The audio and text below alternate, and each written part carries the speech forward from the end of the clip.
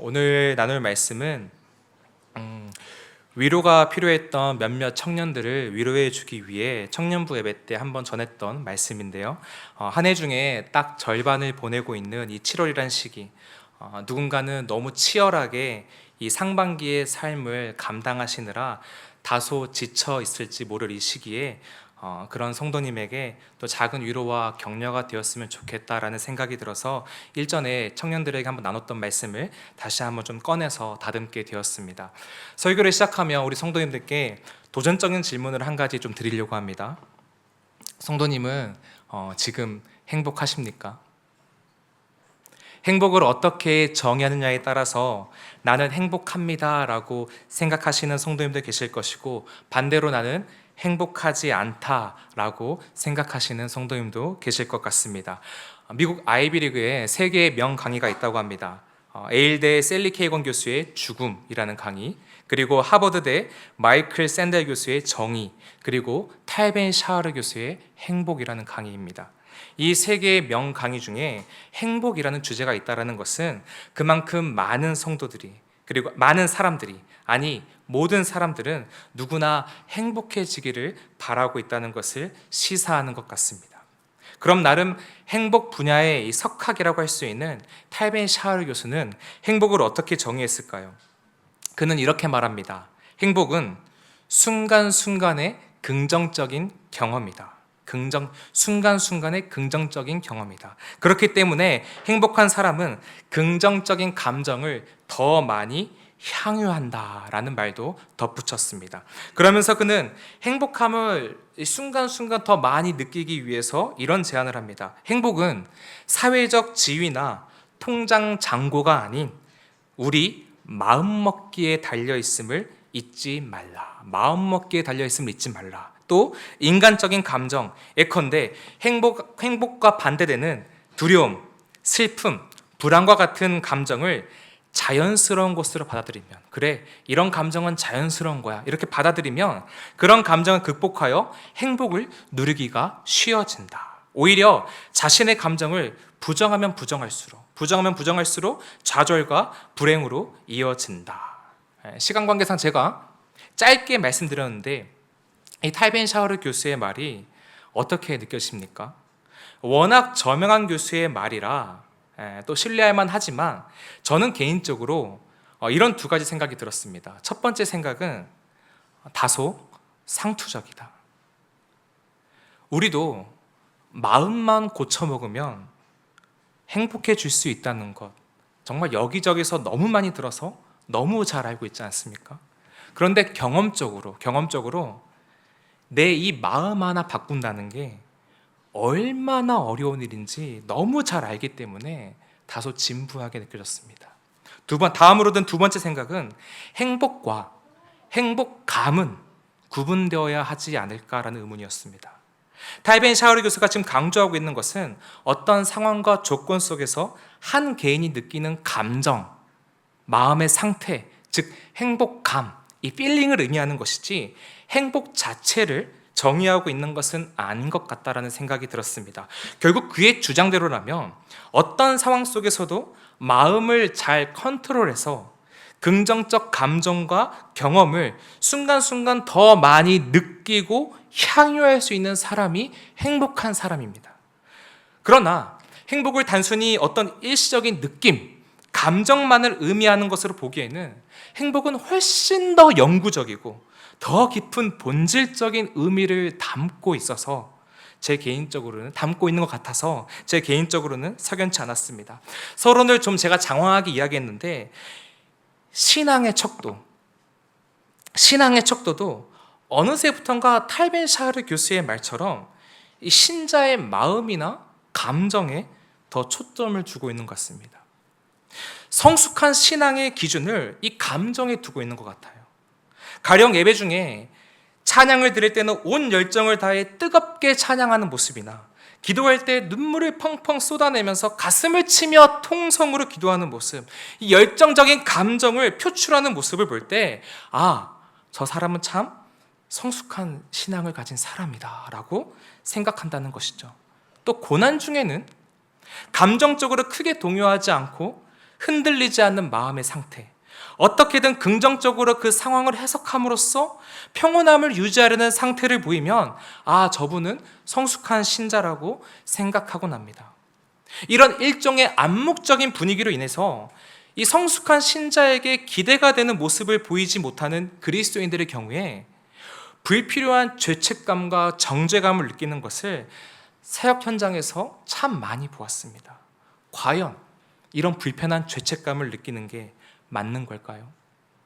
경제적인 어려움으로 인하여서 도저히 이번 달을 어떻게 넘겨야 할지 답답한데 다른 성도처럼 근심 중에 평안하지 못하는 그런 자신의 모습 때문에 위축되면서 왜 나는 아직 이 정도지? 나는 성숙한 신앙인이 아닌가?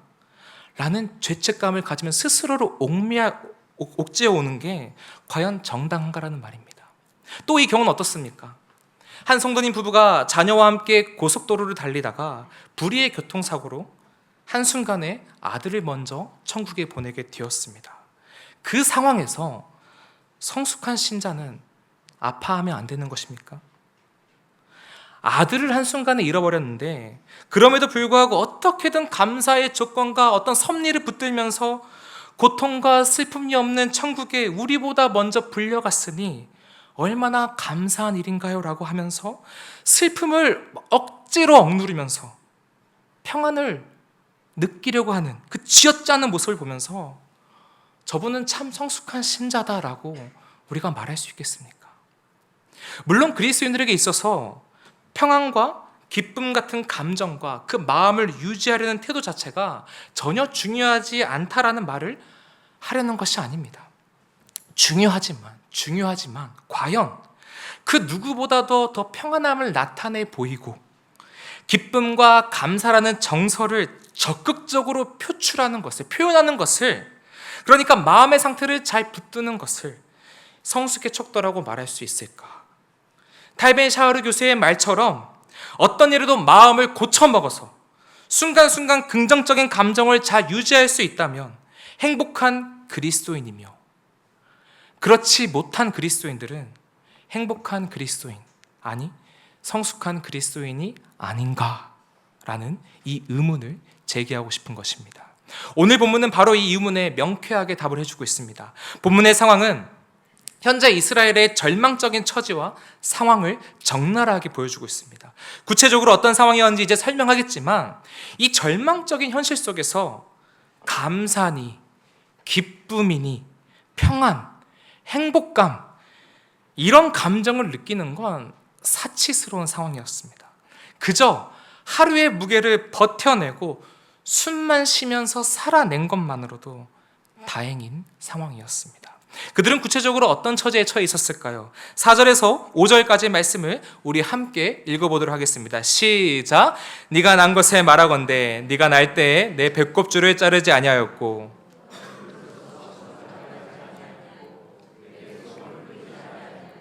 너를 강보로 싸지도 아니하였나니 아무도 너를 돌보아 이 중에 한 가지라도 내게 행하여 너를 불쌍히 여긴 자가 없었으므로 네가 나던 날에 내 몸이 천하게 여겨져 네가 들에 버려졌느니라. 원래 이 말씀은 하나님이 그 옛날 이스라엘 백성을 주권적인 능력으로 택하여서 포용하시기 전에 어떠한 상태였는지를 알려주는 말씀이지만 지금 현재 처지를 보여주는 것으로 해석해도 무방합니다. 그러니까 지금 하나님은 비참한 상태에 처해 있는 한 어린 아이, 이 아이의 모습을 보여주시면서 이스라엘 백성의 상황을 묘사하고 있는 겁니다.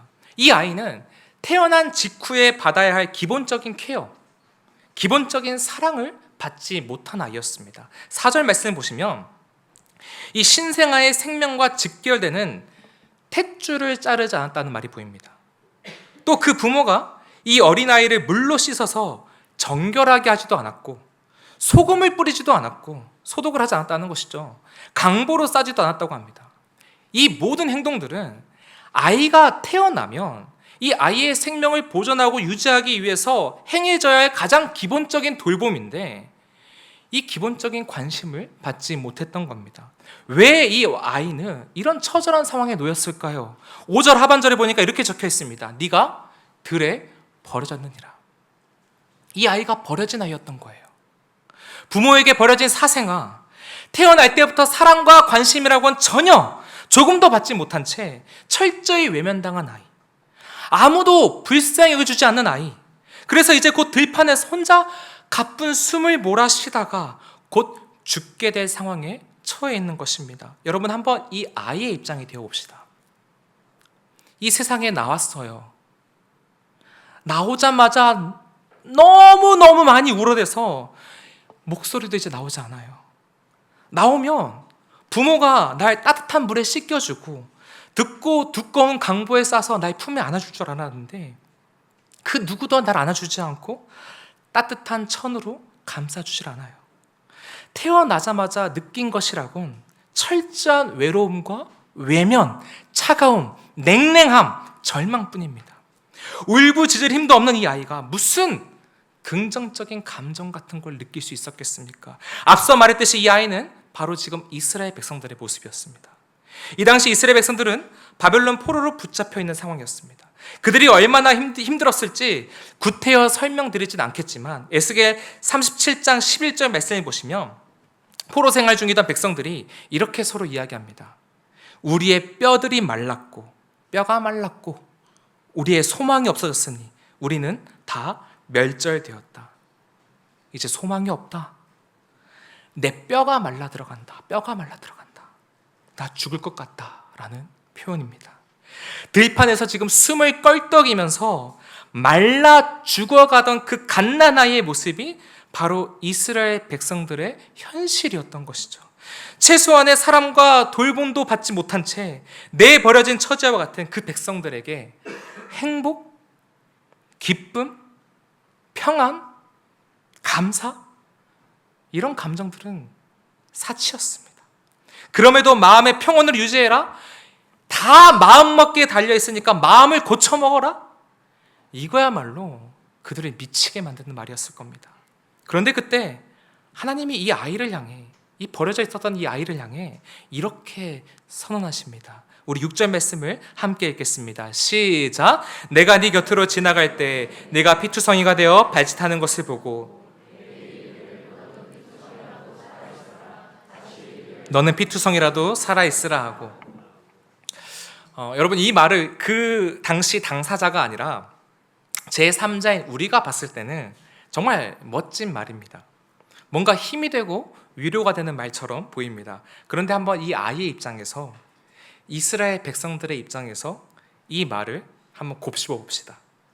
차디찬 들판에 피투성이가 되어서 힘겹게 발짓을 하며 다 죽어가고 있는데, 말라 비틀어져 가고 있는데 옆으로 지나가시면서 너는 피투성이라도 살아있으라라고 말하시는 거예요.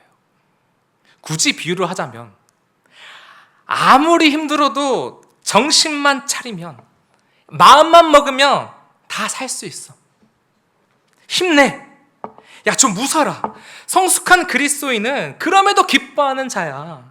진짜 신자는 그때에도 행복감을 느낄 수 있는 자야 라고 말하는 것과 같은 상황인 것이죠.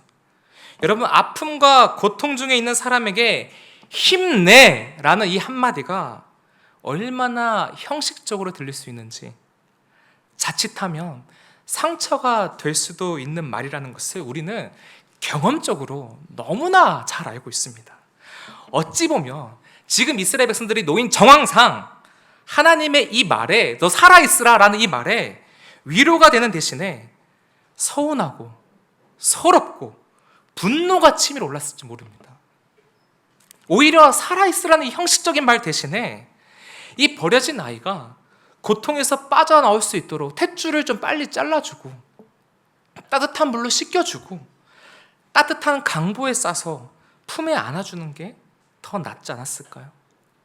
즉, 이스라엘 백성들이 지금 처해 있는 현실과 환경을 실제적으로 좀 개선시켜 주시고 바꿔주심으로써 그들을 살려주는 것이 더 낫지 않았을까라는 말입니다. 하나님은 왜 이토록 형식적인 살아내라 라는 말만 하셨을까요? 전능하신 하나님이 그들의 현실을 조금만 바꿔주시면 이 문제에서 벗어날 수 있을 텐데, 그러면 이제 눈물을 그치고 기뻐할 수 있을 텐데, 물질의 문을 조금만 열어주시면, 우리 가정이 아픈 그 가족을 좀 치유해 주시면, 내게 모욕감을 주면서 자존감을 바닥으로 떨어뜨리는 그 사람만 좀 해결해 주시면, 일터의 그 문제만 해결해 주시면 나 낙심하지 않고 나 평안할 수 있고 감사하면서 기뻐할 수 있을 텐데, 왜 하나님은 현실의 조건과 상황을 열어주지 않고 살아내라 라는 이 말만 하고 계시냐는 겁니다. 바로 하나님은 이스라엘 백성들에게 일시적인 문제 해결을 통한 행복감이 아니라 근본적인 문제 해결을 통한 행복을 주기 원하셨기 때문입니다. 일시적인 문제 해결을 통한 일시적인 행복감이 아니라 근본적인 문제 해결을 통한 행복 그 자체를 주기 원하셨기 때문입니다. 그럼 하나님이 해결하기 원하셨던 근본적인 문제는 무엇이었을까요? 지극히 형식적으로 보였던 살아있으라, 이 살아있으라 라는 말 속에 답이 있습니다. 고대 근동의 풍습에 비추어 이 살아있으라 라는 이 말을 해석하면 그 말 속에는 법적으로 입양한다, 자녀로 삼다라는 의미가 담겨 있다고 합니다. 이제 너는 내 자녀다라는 거죠. 너는 이제부터 내 자녀니까 내가 너의 부모로서 세상 끝날까지 널 책임지겠다라는 약속이 이 말 속에 담겨 있었던 거예요. 사실 이 6절 말씀은 복음의 메시지를 담고 있었던 겁니다. 성도 여러분, 어떻게 죄인이었던 우리가 주님의 자녀가 되었습니까? 예수 그리스도가 우리를 대신하여 죽으시고 부활하심으로 우리 모두는 생명을 얻었고 그분의 자녀가 되었습니다. 믿으십니까? 이 복음의 관점과 맥락 속에서 지금 피투성이가 된 채로 들판에 버려져 있는 이 아기의 모습은 불행한 죄인의 상태, 즉 죄인됨을 상징합니다. 반대로 피투성이라도 살아있으라, 너 내 자녀다라는 이 선포를 통해 자녀가 되어 회복된 상태는 자녀됨을 상징합니다. 오늘 본문은 그 누구도 해결할 수 없었던 근본적인 죄의 문제가 해결되고 모든 더럽고 끔찍한 죄를 용서받고 아버지의 자녀가 되는 그 영광스럽고 행복한 순간을 상징적으로 보여주고 있는 것입니다. 그러니까 하나님은 지금 피투성이라도 살아있으라는 이 말을 통해 포로 생활을 하고 있는 너의 현실이 피투성이와 같은 삶일지라도, 그래서 행복감, 이 감정을 전혀 느낄 수 없고 마음을 다잡을 수 없다 할지라도 너희는 구원과 저 영원한 나라를 약속받은 내 자녀이기 때문에 너희의 아버지인 내가 너희의 삶의 끝까지 책임질 것이기 때문에 그래도 행복한 존재라고 지금 선언해주고 계신 것입니다. 그래서 이 자녀됨으로 인하여서 이미 행복한 상태에 있는 사람들을 향해 비록 당신의 현실 속에서 행복감을 전혀 느끼지 못한다 할지라도 긍정적인 정서라고는 전혀 느낄 수 없는 피투성이와 같은 처절한 현실 속에 있다 할지라도 행복하다라고 말할 수 있는 것은 장차 누릴 영원한 하나님 나라의 상속자로 살 수 있게 하신 그 영원한 생명과 죄인에서 의인으로 하나님의 거룩한 자녀로 받아들여진 이 자녀됨 때문에 당신은 이미 행복한 자입니다 라고 선포할 수 있는 것입니다. 성도 여러분, 반드시 기억하십시오. 우리 그리스도인들에게 행복은 우리가 지금 이 현실과 상황 속에서 내가 무엇을 어떻게 느끼는가, 그 감정에 의존하는 것이 아닙니다. 우리의 조건과 상황과 현실이 얼마나 만족스러운가에 의해 의존하는 것도 아닙니다. 행복이라는 것은 우리 안에 이미 들어있는 이 영원한 생명에 의존하는 것입니다. 앞서 말한 한 성도님의 경우처럼 자식을 한순간에 잃어버렸는데도 먼저 천국에 갔으니 얼마나 감사한 일이 아닙니까? 감사한 일이 아닙니까? 라고 힘겹게 고백하면서 어떻게든 그 속에서 감사의 조건을 짜내서 그 안에서 평안함과 긍정이라는 감정을 유지하려고 애씀이 그 현실을 견디게 하고 그 한 명의 성도를 행복하게 만들어주는 것이 아니라 사실은 엄밀하게 따지면 그 아픔이 아주 지긋지긋하게 힘들고 고통스러운데 그럼에도 불구하고 그 고난을 견딜 수 있게 하고 행복한 존재입니다라고 고백할 수 있게 하는 힘은 바로 독생자 예수 그리스도로 얻은 그 생명. 그래도 나는 그분이 책임지시며 그분이 절대로 포기하지 않는 자녀가 됐다라는 이 변하지 않는 사실 때문에 그럴 수 있는 것입니다. 그리스도인에게 행복은 내 현실, 환경, 감정에 의존하는 것이 아니라 영생에 의존하는 거예요. 이미 내 안에 깊게 새겨져 있고 확정되어 있는 은혜인 것입니다. 그래서 하나님은 피투성이가 되어 발짓을 하는 이스라엘 백성들을 향해, 아니 우리 모두를 향해 그래도 살아내라 라고 말씀하고 계신 겁니다. 행복감이라고는 전혀 느낄 수 없고 끊임없는 걱정과 피로와 불안 때문에 갈대처럼 흔들릴지라도 그래도 너는 나의 선택받은 자녀이기 때문에 행복한 자다라고 말씀해 주고 계신 것입니다. 본문을 통해 확인할 수 있는, 그럼에도 불구하고 우리가 행복한 자라고 확신할 수 있는 또 다른 이유는 하나님이 우리 옆에 항상 계시기 때문입니다. 6절 말씀 맨 처음 부분을 제가 다시 한번 읽겠습니다. 내가 네 곁으로 지나갈 때. 여러분, 이 아이의 입장에서 자기 옆에 지금 누군가가 와 있다는 인기척이 느껴졌을까요? 경기를 일으키면서 우느라 전혀 못 느꼈을 것 같아요. 자신의 고통과 아픔이 너무 커서 내 옆에 누가 지금 와 있는지 느낄 수 없었을 겁니다. 그런데 하나님이 이 아이가 지금 느낄 수 없는데 그 사이에 옆에 오셔서 이 아이를 고치시고 회복시키셨습니다. 여러분, 우리도 힘들고 지칠 때 하나님의 존재가 느껴지지 않을 겁니다. 내게 생명 주시고 자녀 삼아 주신 건 정말 감사하지만 당장 나에게 필요한 그 긴급한 필요가, 그 결핍이, 그 문제가 풀리지 않을 때 이리저리 흔들리며 쓰러질지도 모릅니다. 그때 여러분이 기억해야 할 사실은 나도 모르는 사이에 하나님이 내 곁에 와 계시며 하나님이 지금 내 옆에 임재해 계시다는 분명한 사실입니다. 마태복음 28장 20절에 주님은 이런 약속을 주셨습니다. 볼지어다 내가 세상 끝날까지 너희와 항상 함께 있으리라. 하나님은 피투성이와 같은 우리의 삶을 절대로 외면하지 않으실 겁니다. 세상 끝날까지 날 책임지시고 보호하시고 함께 하시겠다는 이 변하지 않는 약속 때문에 우리는 행복한 자들입니다. 다니엘 메칸츠라는 사람이 있습니다. 그는 2007년 6월 22일 뺑소니 사고로 한순간에 하반신 마비가 되었습니다. 수술을 받고 물리치료를 받았지만 더 나빠지지 않도록 할 뿐이었지 나아질 것은 아무것도 없었습니다. 너무 고통스러웠습니다. 너무 억울했습니다. 그래, 마음 고쳐먹자, 긍정적으로 마음을 고쳐먹자라고 다짐을 해도 그에게 주어진 현실은 너무 어둡고 슬펐습니다. 나아질 가능성이 전혀 안 보였으니까요. 그렇게 힘들게 시간을 보내던 그가 이런 고백을 했습니다.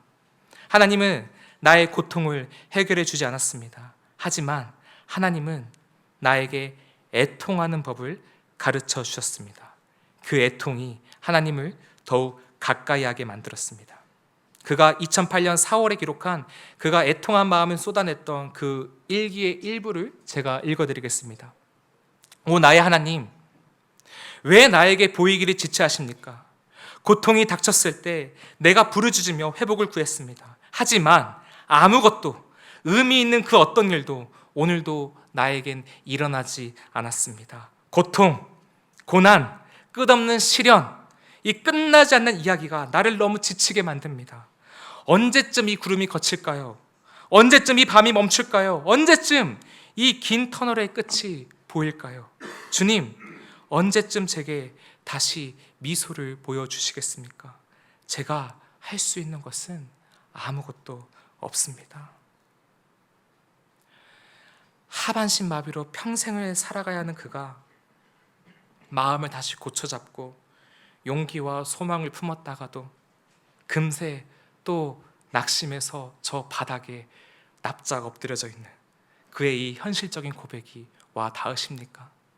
그런 그가 이 애통을 통해 하나님을 가까이 하게 됐다고, 그래서 견딜 수 있다라고 고백합니다. 오늘 본문과 연관지어 말하자면 여기저기 헤어진 마치 누더기 같은 현실이지만 그 현실 속에도 하나님의 임재, 그 임재가 있음을 신뢰하고 그 임재를 느끼기 때문에 그래도 나는 행복한 사람입니다 라는 믿음의 고백을 그가 지금 하고 있는 것입니다. 소도에서는 이런 질문을 했습니다. 성도님들은 지금 행복하십니까? 정말 행복하십니까? 성도님들 지금 살아내고 있는 현실은 어떤 상황이십니까? 직장, 가정, 자녀, 진로, 관계, 그 어떤 영역에는 특별한 아픔이 있을지도 모릅니다. 그것만 생각하면 내 가슴 한켠이 아려오고 어떤 경우에 숨조차 제대로 쉬기 힘들어서 그런 답답함과 고통을 주는 사건과 경험이 있을지 모르고 그야말로 피투성이가 되어서 발짓만 하고 있는 이 아이의 존재가 바로 이 자리에 앉아 계신 그 누군가의 삶일지도 모릅니다. 그런데 저는 너무 무책임한 소리로 들릴 수도 있지만 이 시간 말씀의 권위로 이렇게 말씀드리고 싶습니다. 성도 여러분, 괜찮습니다. 불안해도, 흔들려도, 평온함을 누리지 못해도, 낙심하고 쓰러져도, 그런 피투성이와 같은 상태여도 괜찮습니다. 그래도 넌 내 자녀다. 너와 세상 끝날까지 함께 하겠다. 내가 널 끝까지 포기하지 않겠다 라고 말씀하시는 하나님이 지금 내 옆에 계시지 않습니까? 그래도 아버지의 자녀들이 상속받을 하나님 나라, 영생을 누릴 천국이, 그 확정된 실제가 우리 속에 있지 않습니까? 모두는 아니겠지만 현재 많이 아파서 신음하고 있는 성도님들에게 조금이라도 위로가 되길 바라는 마음으로 드리고 싶은 말씀은 그래도 피투성이라도 살아냅시다 라고 말씀드리고 싶습니다. 지금 나의 조건과 현실이 불완전할지라도 예수 그리스도로 인해 주어진 그 영원한 생명이 있으니 함께 살아냅시다. 당신의 자녀를 끝까지 지키시겠다는 너의 인생에 나 여호와의 임재를 떠나지 않게 하겠다라는 그 약속을 꽉 부여잡고 살아냅시다. 그냥 너무 힘들어서 눈물이 저절로 흐르고 걱정과 소름, 상처 때문에 밤잠을 제대로 못 주무시는 분들이 계실지라도 그 누군가 때문에 느낀 지독한 배신감과 수치심 때문에 요동치는 감정의 폭풍 속에 휩싸였을지라도 반드시 기억하셔야 합니다. 행복한 감정을 느끼지 못하는 현실일지라도 내 마음 한 자락 지키지 못할지라도 우리 모두는 이미 행복한 자들입니다. 왜요? 오늘도 하나님은 우리에게 넌 내 자녀다. 내가 너 살린다. 내가 너 반드시 살린다. 내 자녀야. 그래도 살아내라. 격려하시며 당신의 자녀가 죽지 않도록 나의 옆에서 지켜주시며 함께하고 계시기 때문입니다. 이 사실을 기억하며 살아내야 할 것입니다. 우리의 주님이시고 우리의 생명이신 예수 그리스도만 바라보고 그의 오심을 기다리며 다시 한번 우리의 현실을 견뎌냅시다. 저와 여러분 모두가 지금 당장 할 수 있는 일은 살아냄입니다. 그리고 여기 있는 여러분 모두는 이미 그 누구보다 행복한 자들입니다. 우리 말씀 기억하면서 함께 찬양하기 원합니다.